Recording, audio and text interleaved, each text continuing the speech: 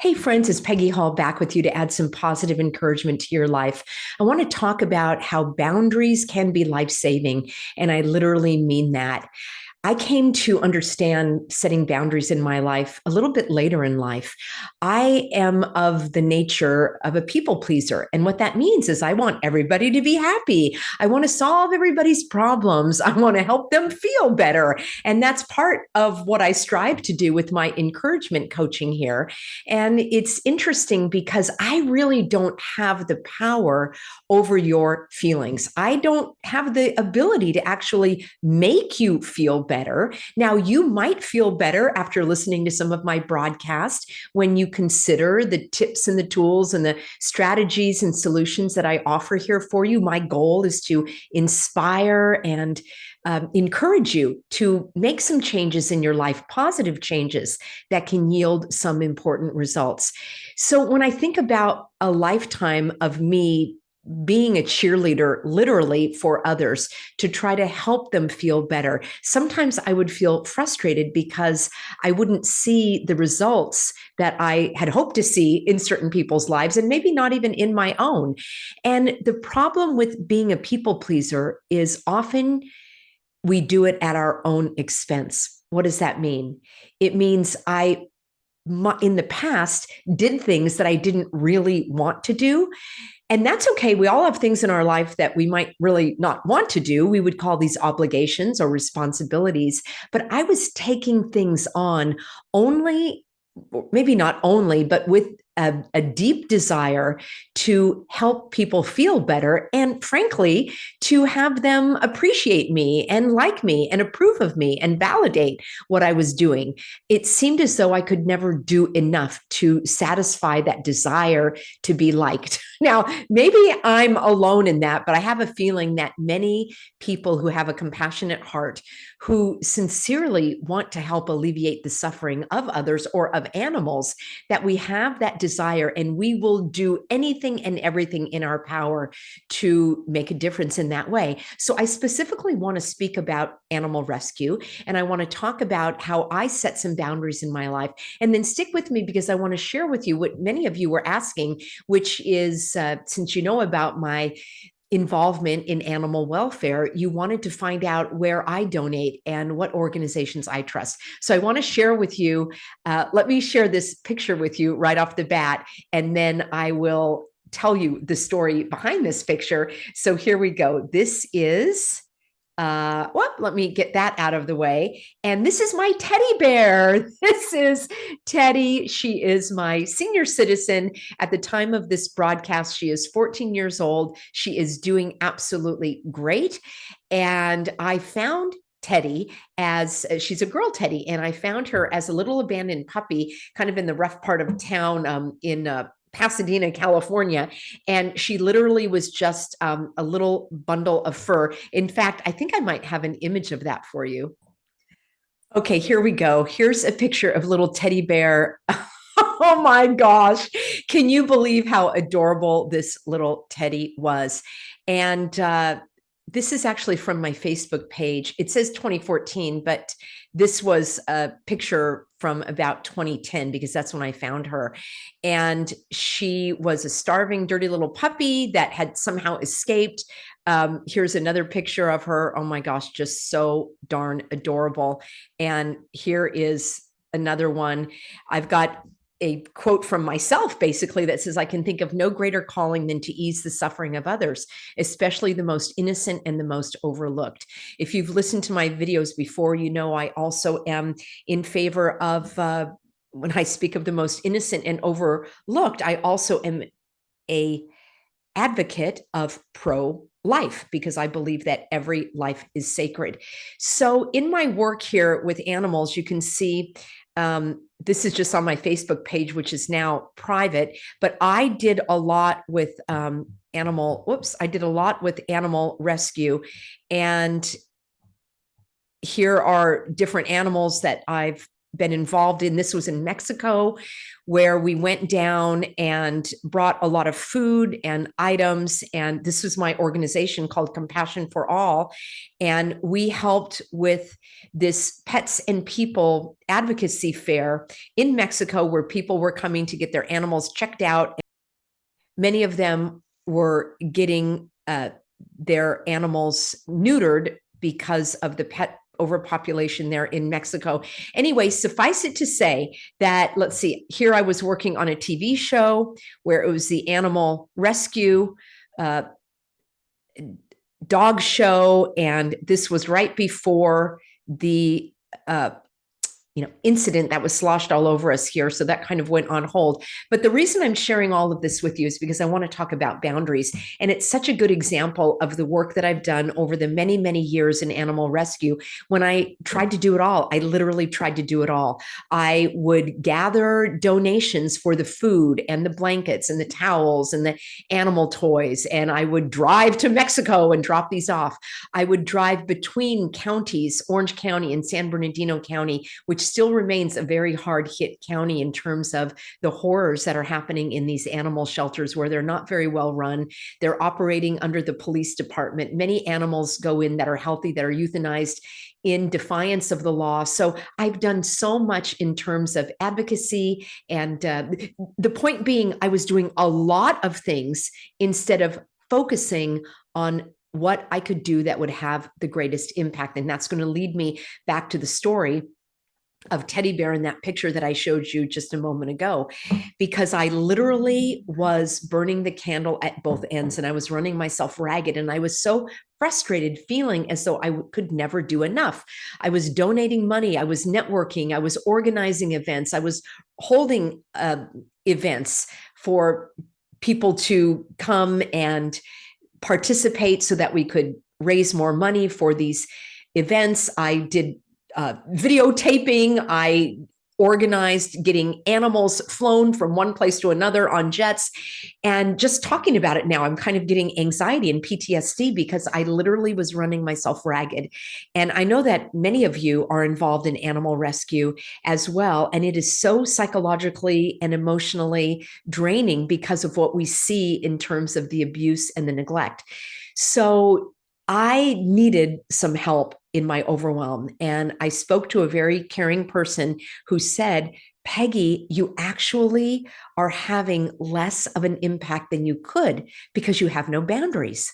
And I thought, well, that's a strange thing to say. I thought you were going to tell me to be more efficient and give me some tips on time management and show me how to do even more because there's so much that I want to do. And it was the exact opposite. She said, let me ask you a question. What is it that you can do the best? What is your gift? What is it that you can do that also could have the greatest impact? If you could do only one thing, what would it do?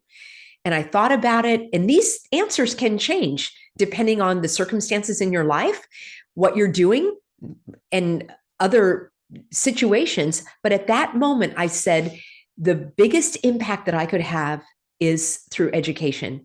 Educating people about what's going on in the shelters, helping them understand the best places to donate their money, helping those who might be frustrated or not able to take care of their animals the best that they could, educating them on ways with, dog training and getting different support. So it all boiled down to education because that's my gift. I am a teacher. I'm an educator. I'm an encourager. And yes, I could get all of the blankets donated. I could get in my car. I could drive to the vet and pick up an animal that needed transportation to a different location. I could do the home checks to make sure that where this animal was going to be adopted was safe and adequate and appropriate. I could do all of those things. I could sit at the adoption events to try to get the dogs adopted. I have even done my own. I've even fostered animals. And of course, at an all-time high, I had 5 rescue animals of my own. So I felt that I wasn't doing enough. But when I had this wise counsel from a caring person, I thought, what if I focused all of my time, effort, and energy more on education? And it since now has really grown into outreach and networking. That could be a better use of my time. I could make a greater impact rather than running myself ragged and doing things that other people actually are gifted in. Now, I still do donate a lot of items to the local humane society. I take my items that I no longer am using or wearing, and I donate them to different animal shelter thrift shops rather than the Goodwill or the Salvation Army. That's just me. I'm not saying anything's, well, I wouldn't really donate to the Goodwill. You might want to dig into them, but I like what I see going on at the Salvation Army. But the point is, I still do some of these other activities, but with boundaries. Let me give you an example. I still do fundraisers, and I decided just my own boundary was a boundary in terms of time. So I decided that I would attend 4 major events during the year when it comes to animal welfare. Before that, I was going to every single one that I was invited to, and I was driving all over Southern California, again, running myself ragged. And I don't even think that my efforts really paid off in the way that I wanted them to. The time that I was spending driving hours at a time to go to this fundraising event, I could have made other videos. I could have done networking. I could have done other things, in my view, that would have yielded better results. I could have taken the gas money that I was spending for that and actually given it to some local animal rescue folks that I know are doing good work. So I started thinking about boundaries in terms of my animal rescue and animal welfare work. So limiting the number of times that I would go to an event. You could even put a limit, for example, on the total amount of money that you are able to donate to different groups. Maybe put a limit on which groups it is that you support. Now, I'm not advocating any of these other than giving you examples of how setting boundaries is actually smart. It's not reducing your effectiveness, it's actually maximizing your effectiveness and your impact. So that is what I am talking about in terms of boundaries. Think about in your life where you might be running yourself ragged. Are you volunteering at a church? Are you volunteering at a soup kitchen? I'm not saying that volunteering is not a great thing to do. I'm all in favor of it, except if it's at your own expense. If you are getting sick, if you are getting burnt out, if you're not just enjoying it like you used to anymore, it's not up to you personally to do every single thing. That was something that I really needed to understand and acknowledge and embrace in my own life. There are many caring people that are doing incredible things, specifically in the animal world, since that's the example that I'm giving you. I want to continue this theme of setting boundaries over the next several episodes here. And so this one was all about looking at what is it that you do best?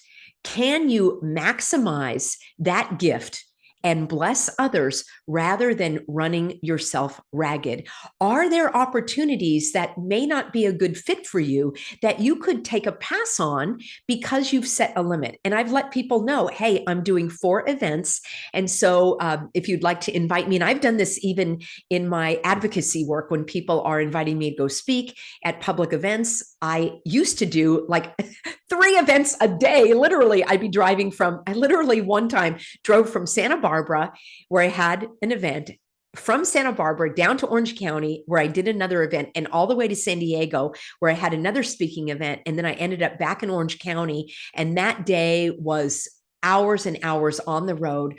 And, I needed to remind myself that there are others that can do this as well. It's not just all on me, and it's not just all on you. Let me share with you what I am doing now and how I am taking God's blessings in my life and blessing others, specifically this organization. So let me share my screen because many of you have asked me, and I'm going to take you right back over. And here's my teddy bear. All right. And this actually is from the Start Rescue newsletter, and I will have a link for you. Also, I wanted to let you know I've got a Substack, and I'll have a link for you in my Substack, which is livingswell.substack.com. Stay tuned. I'll talk a little bit more about that at the end of this broadcast. So it is, that stands for Shelter Transport Area Rescue Team, and they are a nonprofit. They are very highly rated. I have been working with them for years, and this is a major organization that I donate to. I also donate to smaller outfits, people that I know, literally people that I know that are on the ground getting animals that were abandoned, that are running in the street. Those are individual people. I highly encourage you to find out. I did a lot of this on Facebook. I'm not on Facebook anymore, but you can find out these local groups. Local is better. So this is in California, and what they do is they transport animals in this van. They used to have another one, and they will take them out of the shelters that are the hardest hit, where these animals are on the kill list, basically, and they transport them. Here we have it. This was 78 lucky dogs and cats, and thank you, Lord, I was able to make an impact in saving those 78 lives. It says, we named this transport in honor of 14-year-old Peggy Hall, the beloved dog of the Hall family. The Halls kindly donated their RV to Start last year. I'll tell you that story in just a moment. We were able to sell it and put the funds toward buying the beastie. And what they did is here, they got these animals out of the shelters, Porterville Shelter, Visalia. There are several where they are literally on death row. And from the following situations: the streets of Tecate, Mexico, Bakersfield dumped desert dogs, and owners who died and their dogs ended up in the shelter. So here they went to the Pacific Northwest to these animal rescue groups, highly vetted. They've been working with them for years. And these groups have more money. They are better situated to take the animals out of California. And here are some of the sweet stories. And look at this. Poor little Lenore was, her time was up, and then the transport came, and here's Lenore in Oregon, and she's getting lots of attention. Oh, this is so heartwarming. And there she is with her new toy. And here are some of the special four-legged passengers that were on that transport that was made possible through God blessing my husband and I. And we blessed this organization by donating an RV that we were no longer using, that needed some repairs. And they took it, they were able to sell it, and they were able to use that money for the animals. So this just is so heartwarming for me. This is exactly what I want to do with my life, is to help alleviate the suffering of the innocents. And even some kitty cats were able to go. They call it Pitties Helping Kitties, because a number of pit bulls often will be on these transports, since they are not usually easily adoptable here in California. So big thank you to Teddy and the Hall family, all of our receiving partners in the Pacific Northwest for their caring and kindness, our drivers, Terry, Dennis, and Nick, the super women of rescue, Shannon, Nadia, Laura, Candace, and Colleen, and you, our donors, supporters, encouragers, etc., for being the second best part of Start, because the dogs and cats come first. Now, you could buy a seat on the bus. And that's something that I did for some time. And that, I'm not quite sure how much that is these days. When I was donating monthly, it was like $65. And I would do that as a regular giving, because that is how I can make an impact. So hang on just one moment. So we had an RV that we had not been using and needed some repairs, and we prayed about what to do. And it was very clear that we were directed by the Holy Spirit to make this donation to this animal rescue group, because that's exactly what they did, is they used these RV type of vehicles to transport the animals. Now, they were able to sell it. They were able to use that money and put that toward their other transport. So thank you to everyone who asked me about my animal rescue work. You wanted to find out which organizations I trust and I donate to, and that's one of them. In fact, it's pretty much the only one these days, except for my local, on the street people that are literally in the trenches. So I will leave a link for you if you are interested in finding out more about the great work that START does. And I will also have a link for you in my brand new Substack, and that is livingswell.substack.com. Substack is a type of newsletter or blog, and you can sign up for it for free. And I will email it to you every week. It will be a day or two following the broadcast, and it will be a summary of what I discussed in my video so that you can have it in a written form, and then you can share it, you can read it, you can reflect upon it. And that's a place where I can add the links and some images. And it's a way that we can stay connected just in case I go missing off this platform. So again, that's livingswell.substack.com. It's absolutely free. There is an option for those of you that find value in my work and you would like to support me financially. So you can also do a paid subscription if you prefer, but all content is free to all readers. I thank you so much for being on board and being a part of our Living Swell positive encouragement community. And I look forward to seeing you in an upcoming broadcast.